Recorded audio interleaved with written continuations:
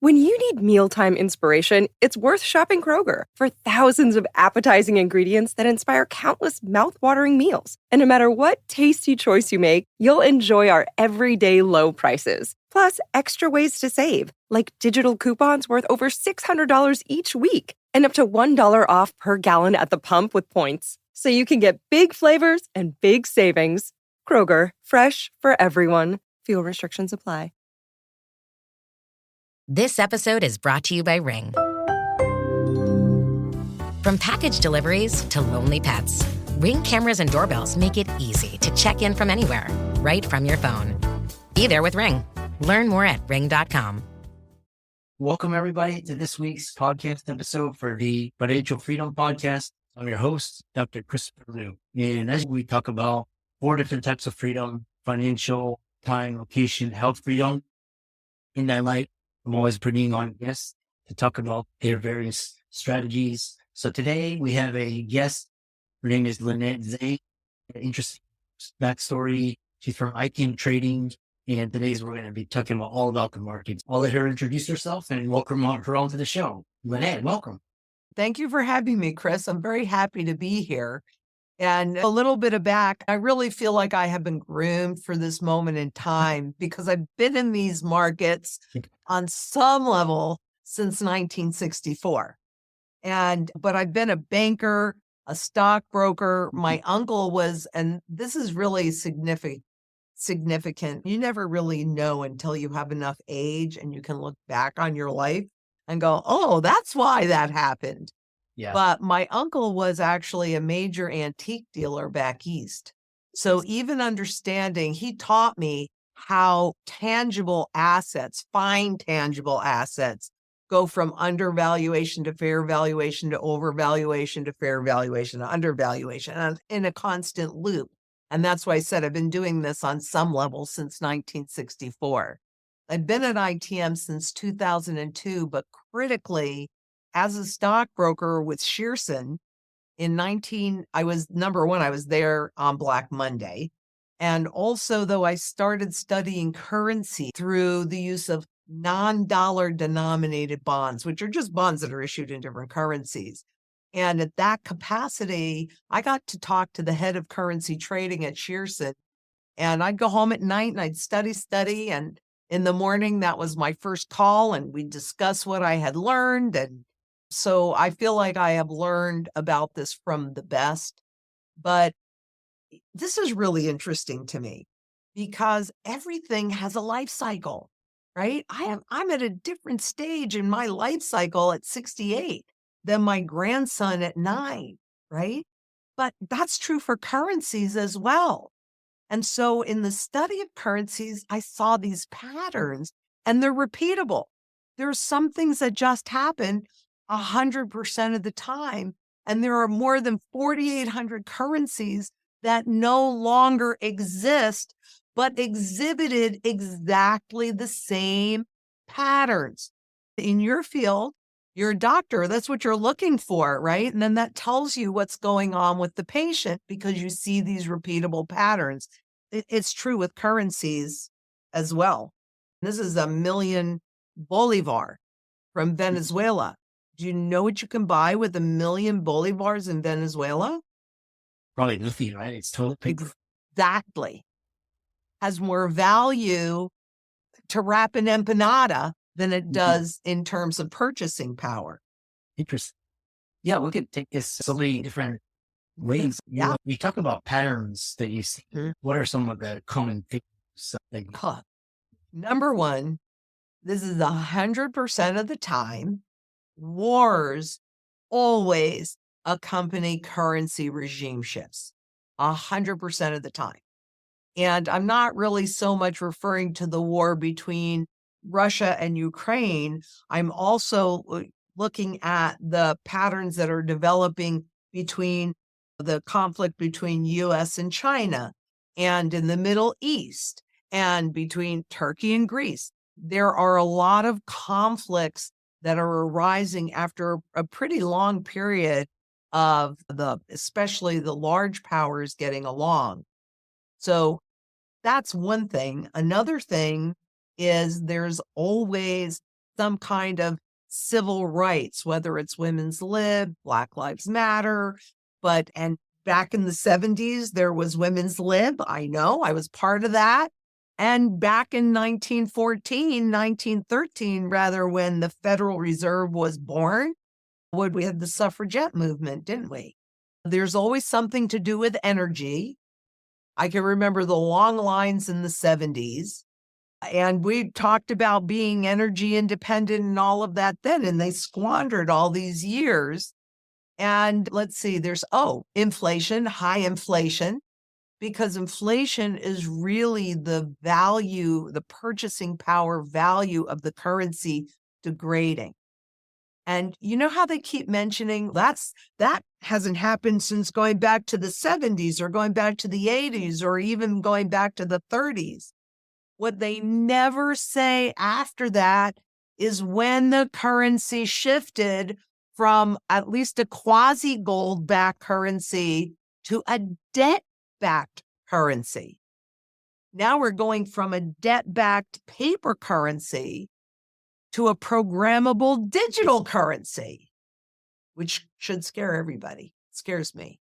It's interesting because the subject of digital currencies, and it's very hard to describe it to the average person because the average person, they just want to take their dollar and spend it. And people don't really understand what a currency is and Don't. this idea of purchasing power, which is interesting because with Bitcoin and Ethereum, and we recently, I think Gensler, he's actually hasn't done his job. He had all these fiascos this year. And now they want to consider a central bank digital currency. So there's like all these, and nobody knows what's going on. But what are your thoughts on this? Because they said Bitcoin is supposed to be an inflation hedge, but it's not. It's now it's like 15,000, 16,000. It should be 100K, 200K. So should it? Why? Tell me what its functionality is. So here's my opinion about Bitcoin because I've actually been paying attention and watching it since it was $7. First of all, in 1996, the NSA, which is a government agency, came out with a white paper on how to make a mint. And they were referring to the digital currencies. And if you go back, anybody can search that. It's online. You can find that pretty easily. 1996 NSA white paper, how to create a mint. You will notice that so much of what they outlined and wrote about in this paper is what we see today, particularly in January of 2009. That's when Bitcoin was born. no, it was October 31st, 2008. October 31st? Okay, according to the data that I'd seen, it was, but that's okay. We're splitting hairs. That's okay. Let's say it was October 31st, because then what happened in March of 2009? QE, the first time they did QE. I don't think that's a coincidence because the one thing that they don't want you to own is physical gold. They don't want you to own this because when you own it, it basically disappears, right? You hold it, you own it outright. Then when they know how to make these transitions from one currency to backing to another, and the way that they do that is they keep things as normal as possible. So they needed adoption, right? How do they get adoption? They let the public make a lot of money and get lots of eyes on it. So you've heard about the Roaring 20s. That's when they started converting us into a consumer-driven economy. And that's when the first time that consumers were given credit. And so they wanted to participate in the stock market, and everybody knows what happened in 1929 and then again in 1933 when they took the gold out of our hands so we could no longer hold government's toes to the fire. Then we know about the greedy 80s as well, right? During that period of time. So now we had this crypto craze. But they have gotten 16%. The most recent data that I saw on this was that 16% of the adult population in the US had at some point owned or purchased or worked within cryptocurrencies. That's plenty of adoption since you only have maybe 3% of the public that owns gold. And I'm not talking about a wedding ring. Maybe it's a little bit more, but that's just what piece. Getting people to adopt this new technology was critical. So my opinion is that this was a plant because all the money that went into the crypto, well, not all of it, but a chunk of the money that went into cryptocurrencies would have gone into gold because it's the same kind of mentality.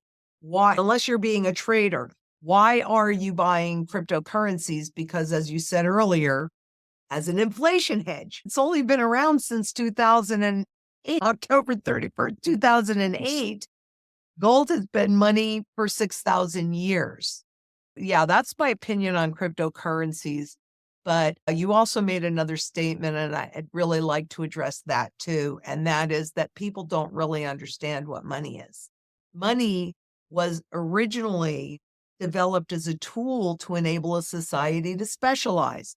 So you have doctors, you have lawyers, you have bakers, you have farmers, and they needed something to ensure that people would be fairly paid for their labor. Gold is a labor-based currency, right? Takes energy and it takes time and labor to pull it out of the ground. So when you were dealing with gold, you were trading this labor for that labor, which is a very fair exchange. But it really gave the power to the people. Because if you did not like what the government was doing when we had a gold-backed currency, you simply went into the bank with this. Actually, here, this is a gold certificate. Okay. You went into the bank with this and you walked out with this. Yeah. This is the $10 gold piece. Okay. And you walked out with this. Therefore, you pulled the gold out of the system and created fiscal limitations around what the government could do. No, they did not like that. So they took it away from us in 33. Then we were on purely a fiat system. This is a Federal Reserve note. A note is a debt instrument. This runs counterparty risk. This runs no counterparty risk, right? You hold it, you own it. This is all risk. They want you to think it's risk-free, but by design, it has inflation built into it. And they actually did this for two key reasons. There are many other reasons, but two key reasons. For the government, they wanted to be able to tax you without you knowing about it. They built inflation into the currency and voila, they get the money when they issue bonds. They get it first when it has the most value. By the time it trickles down to you, it has a lot less purchasing power value. For corporations, they wanted to pay you less. But if you were used to getting $10 an hour, you were not going to work for $5. However, if they could make that $10 spend $5, you didn't know it, you were happy, and that's what enabled income and wealth inequality. So the other thing I want to say about this is they regulate the rate and speed of inflation. That's the big experiment, using interest rates. So they can attack your purchasing power, and officially there's only 3 cents left out of the original dollar's worth of purchasing power. That's according to the Federal Reserve. But nominally, you still have a $10 bill, right? Now, because there is virtually no purchasing power left in the currency, they have to attack your principal. And that's what negative rates are about. And they ran that experiment in Europe and it didn't work so well, right? Didn't stimulate that. But once we go to a CBDC, which I don't even have anything to hold on to, once we go to a CBDC, that is programmable. And if you go to the IMF, the International Monetary Fund, and you read some of their documentations, they tell you that there will be no limitation on how low they can push interest rates once we have that programmable money. And you talk about a social score. If you disagree with them, they can just, boom, cut you off. So this is a great way to attack your principal. But recently, when I was doing some research, I came across something really, for me, extraordinarily disturbing. Originally, money had four functions. It was a tool of measure, a tool of barter, a short-term store of value. So you could always, these three things, so you could always be fairly paid for you could be fairly paid for your labor, and a long-term store of value. I can't tell you when, because I don't know when they did this and I couldn't figure it out.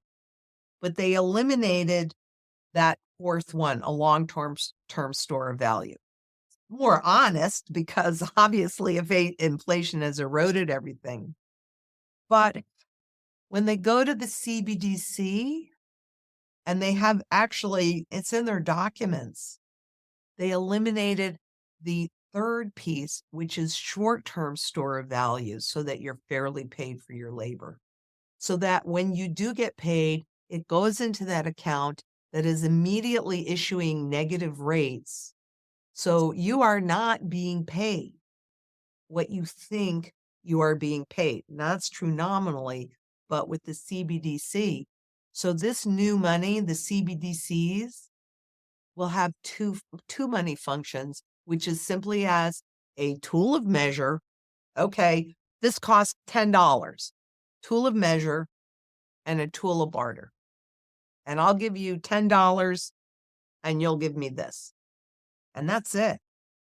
And what they're talking about, because this is a big deal for me, is what's going to justify creating the money. And I was afraid that this is what it was going to be, but they're talking about commerce, right? So if you buy something, new money's created. Please tell me how much value that money will have. I know I just dumped a lot, but there's a lot here. So what your question was, once that money is created, I didn't really follow your. Okay, so if something is easy, if a medical degree, if anybody could get a medical degree, it was just easy to do, right? No big deal. One of my daughters is a doctor. I know how much effort and time and money it costs to get that degree. What if it was just $1 and anybody could pass the tests? It would have no value. So it's the same thing with money.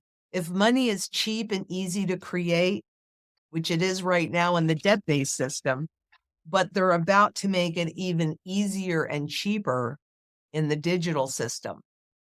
So you will buy stuff and create money that way. It has no value.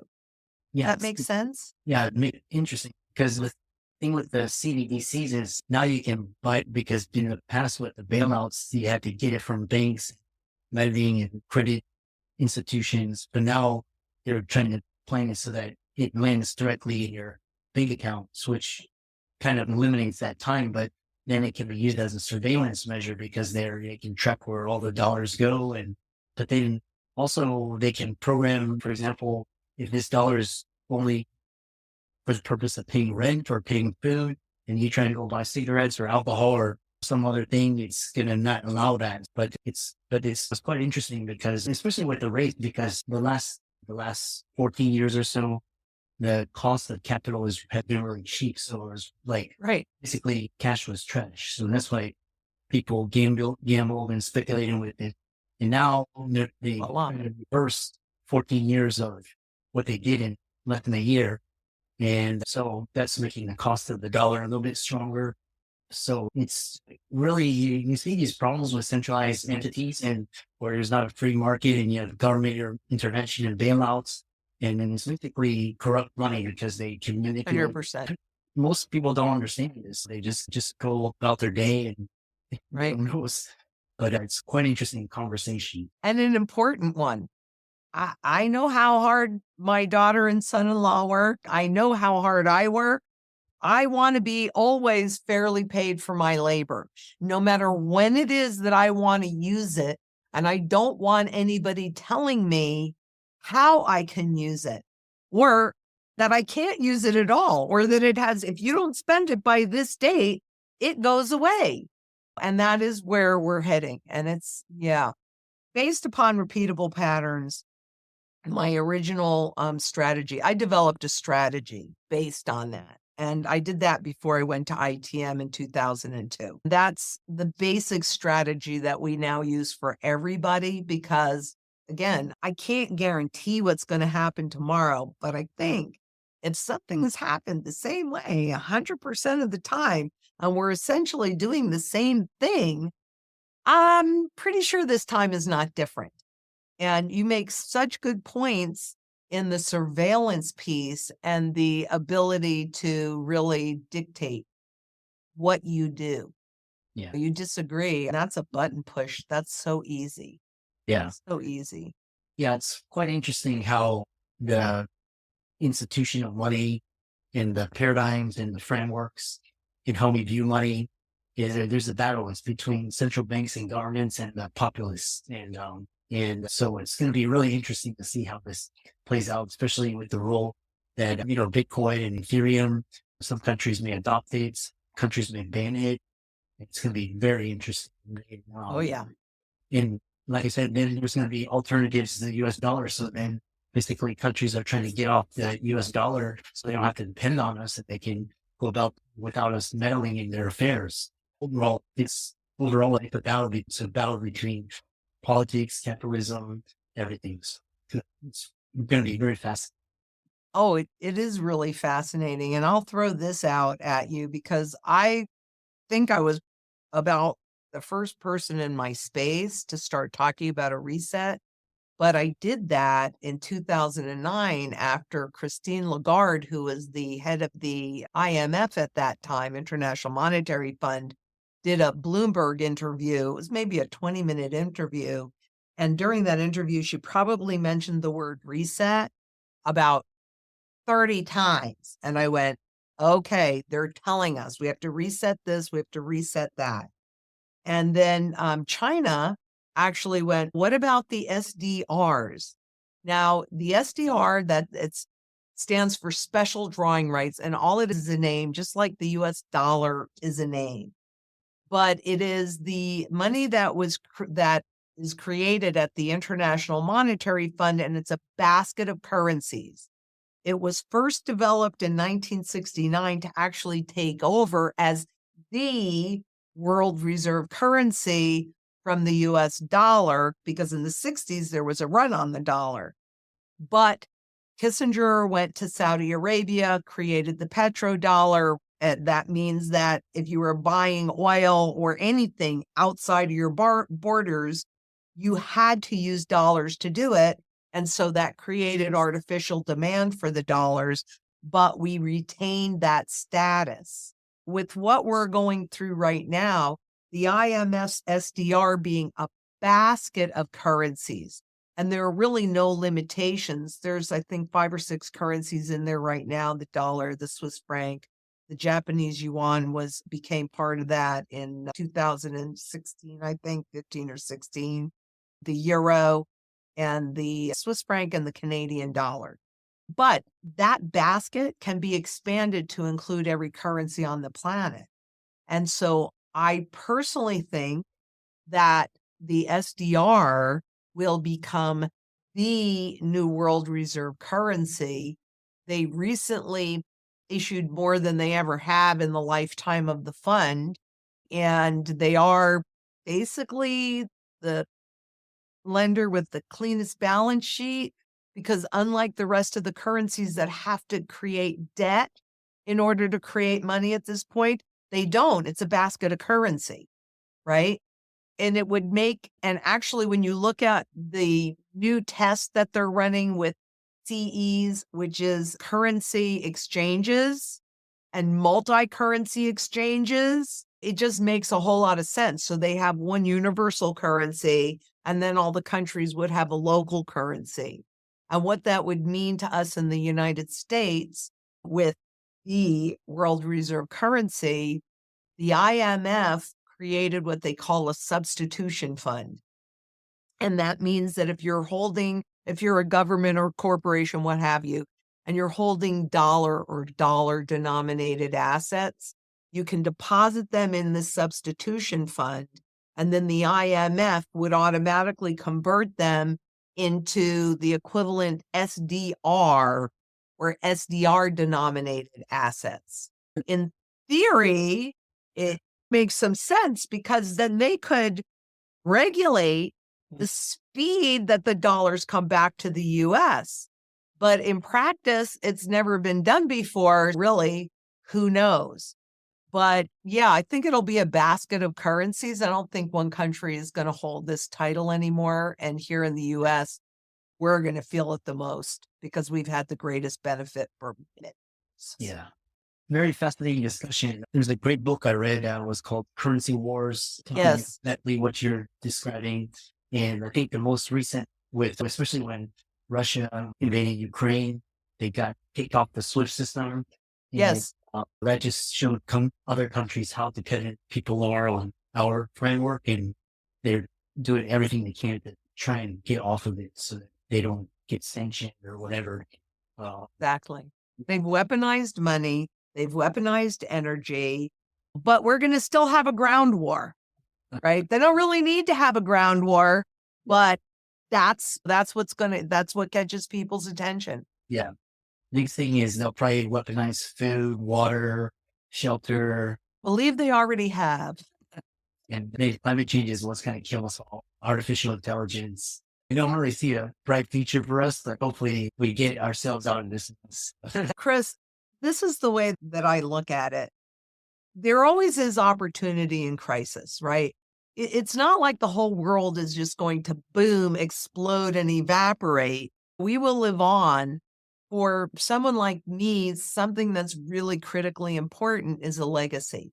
Because if we don't establish a real foundation of wealth and money, but if we also need to be as independent and self-sufficient as possible. So as you said, it's food, water, energy, security, barterability, wealth preservation, community, and shelter. And community is why I do all these interviews, because the more people that understand what's happening, the more people can make choices that put their best interest first. And the opportunity that presents, if you're holding your purchasing power intact, right now, in fact, I just did a piece on this, but right now you have, for example, real estate prices that are still at nosebleed levels, right? It takes the income of $107,000 to afford the median price house. And you only have 13%, or no, as of recently, 15.9% of the population that makes over $100,000 a year. But real estate is here, valuation, gold is here, because a rising gold price indicates just failing currency. That's going to flip-flop. And what's going to trigger that flip-flop is the loss of confidence that the public has in these establishments, in the IMF, and not so much the IMF, because who knows who they are, but the central banks and the governments. And confidence has been declining like a lot. And I've been watching first in 2008, interbank lending. So bank confidence to banks evaporated. And there's a whole another, I don't know how much time we're talking, but there's a whole big thing about that, which is also critical, LIBOR and SOFR, et cetera. But it was bank to bank confidence that was lost in 2008. In 2015, there was the central bank to central bank, the Swiss surprise that shook the confidence of the central banks. Back in August, when the Fed kept promising a 50 basis point raise, 50 basis point, and then they did 75, the markets realized that they can no longer bank on, so to speak, the central bank. There's only one more piece of confidence left, and that's the public confidence. And this rapid inflation threatens that. When you need mealtime inspiration, it's worth shopping Kroger for thousands of appetizing ingredients that inspire countless mouth-watering meals. And no matter what tasty choice you make, you'll enjoy our everyday low prices. Plus, extra ways to save, like digital coupons worth over $600 each week and up to $1 off per gallon at the pump with points. So you can get big flavors and big savings. Kroger, fresh for everyone. Fuel restrictions apply. Ryan Reynolds here from Mint Mobile. With the price of just about everything going up during inflation, we thought we'd bring our prices down. So to help us, we brought in a reverse auctioneer, which is apparently a thing. Mint Mobile Unlimited Premium Wireless. How to get 30, 30, bit to get 30, bit to get 20, 20, 20, bit to get 20, 20, bit to get 15, 15, 15, 15, just $15 a month? Sold! Give it a try at mintmobile.com/switch. $45 upfront payment equivalent to $15 per month. New customers on first 3-month plan only. Taxes and fees extra. Speed slower above 40 gigabytes. See detail. Yeah. Okay. But there are opportunities that will present when this piece flip-flops, and it always 100% of the time does, because in order to get that confidence of the public back, what governments do and central banks do is they take the currency, which has zero intrinsic value, right? And they revalue it against gold, which is the primary currency metal, and it's all intrinsic value. And it isn't all intrinsic value because I say so, because who am I? It's all intrinsic value because it's used in every single sector of the global economy. Medicine, financial, art, food, manufacturing, on and on.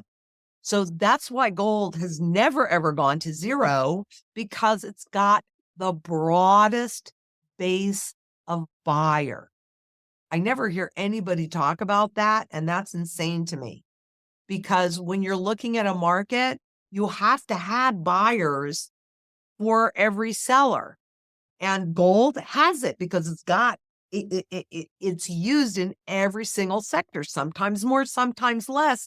So you would get a normal supply and demand movement in terms of price, presuming we weren't being manipulated by all the paper gold and silver out there. But there's been a shift that's been happening and a decoupling between the paper gold price. So the spot gold price, you turn on the TV or you look on your computer and it says spot gold is whatever, 1776 or whatever it is. Those are contracts. Those aren't physical. Where you see the demand shift in the physical is in the premiums, which have grown. So you may have spot at 1776, but you might have to pay $2,400 for that coin. People will go, oh, no, I don't want it. You're out of your mind because it's so far below its true fundamental value, which right now is somewhere north of 15 grand per ounce. But if you don't understand that, you don't know that, you're just believing Wall Street. Why would you believe them? Why would you believe these central banks? Why would you believe the government? Yeah. How can people contact you, follow you, visit your website? It's a very interesting discussion.